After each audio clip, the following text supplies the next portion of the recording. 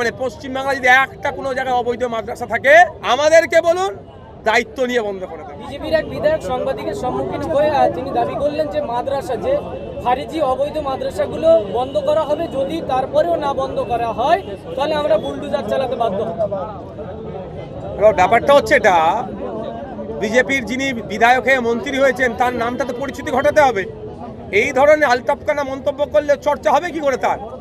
এইটার জন্য অনেক এসেছিল, অনেক চলে গেছে, অনেকে অনেক কথা বলেছিল। আমি বলবো এতটুকুই কথা, ক্ষুদিরাম টুডু মহাশয়কে মাদ্রাসা সম্পর্কে একটু পড়াশোনা করুন, মাদ্রাসা সম্পর্কে দেখুন। আপনাকে বলতে হবে না, আপনাকে বন্ধ করতে হবে না। পশ্চিমবাংলা যদি একটা কোনো জায়গায় অবৈধ মাদ্রাসা থাকে আমাদেরকে বলুন, পশ্চিমবাংলার মুসলিম সমাজকে বলুন, দায়িত্ব নিয়ে বন্ধ করে দেবে। আপনাকে বন্ধ করতে যেতে লাগবে না। কিন্তু ওই কি বললাম, খেয়াল আছে খাগড়াকর কাণ্ডের পরে মাদ্রাসার নামে বেলেম দিয়েছিল, হই হচ্ছিল মিডিয়াতে। তারপরে এখন কোথায়? আল কায়দা যে বলেছিল, ওটা কি কায়দার বইকে আল কায়দা সাজিয়ে দিয়েছিল। আলিফ বে তে সে জিম হে খে যে বইটা লেখা আছে সেই বইটাকে ওরা আল কায়দার বই বলে সাজিয়ে রেখে দিয়েছিল। বাগদাদি কায়দার বইকে আল কায়দা সাজিয়ে দিয়েছে। এই হচ্ছে বিজেপি বিধায়করা মিডিয়ার সামনে বারবার বলছে আজান বন্ধ করে দেওয়া হবে, লাউড স্পিকারে আজানে আমাদের সমস্যা হচ্ছে বলে মানুষের মধ্যে একটা মানুষকে উস্কানো হচ্ছে। এই বিষয়টা কিভাবে দেখছেন? এই বিষয়টা আপনি আমার আগে একটু শোভনদেব বাবুকে জিজ্ঞাসা করেন না, বিরোধী দলের নেতা তো বিধানসভার 80টা সিট নিয়ে আছে, একটু তাদেরকে জিজ্ঞাসা করবেন না। আমি বলবো এতটুকু কথা, কারো কথাই পাত্তা দেবেন না। দেশ চলবে, রাজ্য চলবে সংবিধানকে সামনে রেখে, আইনকে সামনে রেখে চলবে, কারো কথায় পাত্তা দেবেন না। কলকাতা হাইকোর্টের অর্ডার আছে 65 ডেসিমিলের নিচে সাউন্ড বাজাতে হবে, তার মধ্যে থেকে বাজাবেন, কারো ক্ষমতা নেই আটকাবার। নামাজ নিয়ে পুলিশি বাধা, সেখানে বলছে রাস্তায় নামাজ পড়া যাবে না, ধর্মীয় আচরণ বন্ধ। কিন্তু বিভিন্ন জায়গায় আমরা দেখছি যে ছোট ছোট মন্দির রয়েছে, গির্জা রয়েছে, সেখানে রাস্তার ধারেও কিন্তু সেখানে মানুষের ভিড় হয়। সেক্ষেত্রে শুধুমাত্র মসজিদের উপর বা নামাজের উপর এই বাধা প্রদান, এটা বিজেপি মুসলিম সম্প্রদায়কে টার্গেট করছে, এটা অস্বীকার করার কোনো জায়গা নেই। আমি রাজাবারে যেটা হচ্ছে আমি খোঁজ লাগাচ্ছি, ওখানে আমার কিছু পরিচিত লোক আছে অ্যাকচুয়াল কী বলেছে, এবং সাথে সাথে এটাও বলছি যে রিটেন তাদের কাছ থেকে নেওয়া হবে। কারণ সংবিধানের আর্টিকেল 25 সম্ভবত বলা হচ্ছে ধর্মচারণের স্বাধীনতা দেওয়া হচ্ছে, আর আমরা সবাই, এবং সংবিধানের অন্য আর্টিকেলে বলা হচ্ছে ধর্ম, জাত, বর্ণ, লিঙ্গ আলাদা করে দেখা যাবে না। যখন বলা হচ্ছে তাহলে এখানে বৈষম্য হবে কেন? চ্যালেঞ্জ করবো সেখানে। কিন্তু আমার এত প্রশ্নের মধ্যে একটাই প্রশ্ন শুধু জানতে চাই, মমতা ব্যানার্জি মুখ্যমন্ত্রীর চেয়ার থেকে নেমে গেছে বলে কি না দায়িত্ব শেষ হয়ে গেল? একটা শব্দ খরচ করছে না কেন এগুলো নিয়ে? সব নওশাদকে বলতে হবে, সব বামেদেরকে বলতে হবে, সব আইএসএফকে বলতে হবে। হ্যাঁ বলবো, কিন্তু যারা এখনো পর্যন্ত ভাবছে মমতা ব্যানার্জি তাকে উদ্ধার করবে, তাদের কাছে আমার প্রশ্ন রাখলো, তাহলে মমতা ব্যানার্জি একটু কিছু বলুক।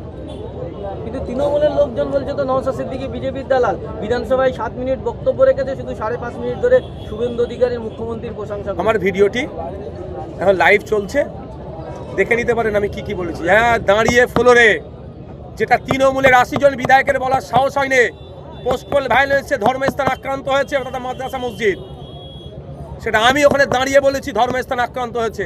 না, গরুর দুধ খেয়ে আমি আমার শরীর স্বাস্থ্য ভালো থাকবে বা দুধ বিক্রি করার জন্য আমি খাটাল থেকে একটা গরু কিনে নিয়ে যেতে পারবো না?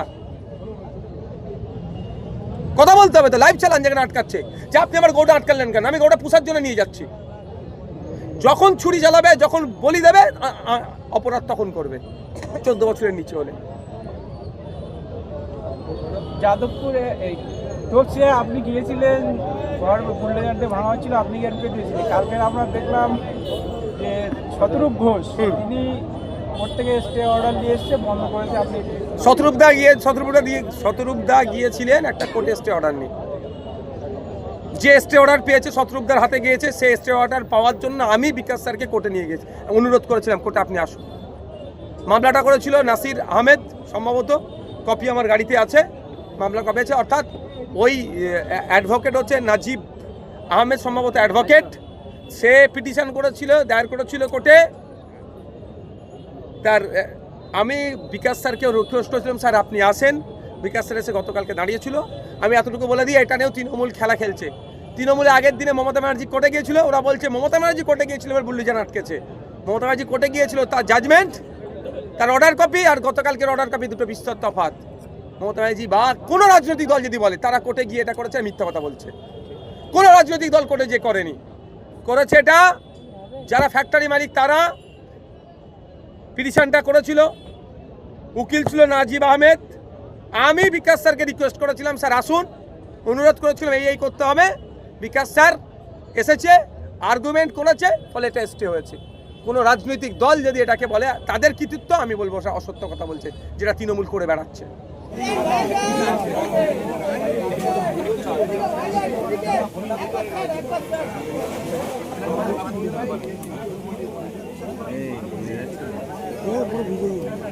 লাইভ চালাচ্ছে, লাইভ আমি দেখুন, লাইভ দিলে জীবন শেষ হয়ে যায়।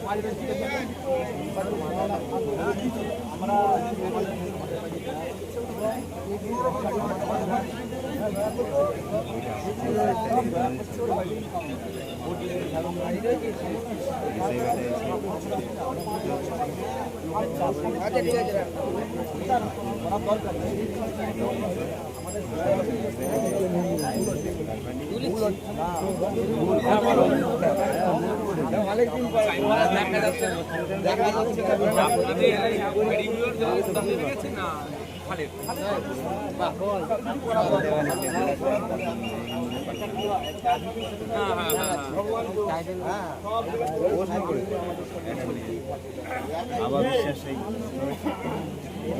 আপনার ডিমান্ড হচ্ছে খালটা যদি পরিষ্কার হয় তাহলে এটা সমস্যার সমাধান হবে, তাই তো?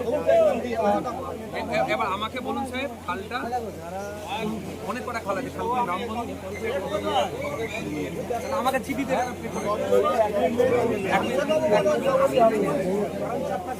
দুই নম্বর হচ্ছে কতটা থেকে কতটা, এগুলো লিখে আপনি এই সাহেবকে দিতে পারেন, এই সাহেবকে দিতে পারেন।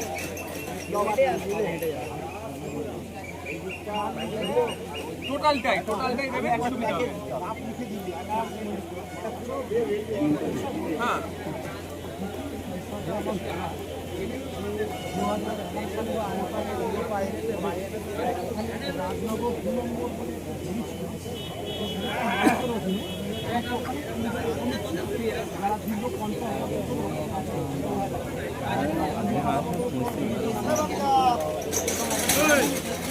দুটো এখানে একজন বন্ধু একজন বন্ধু আগে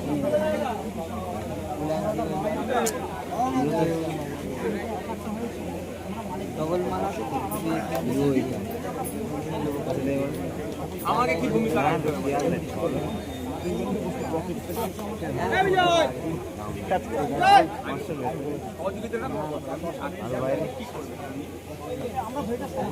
ওই জন্য তো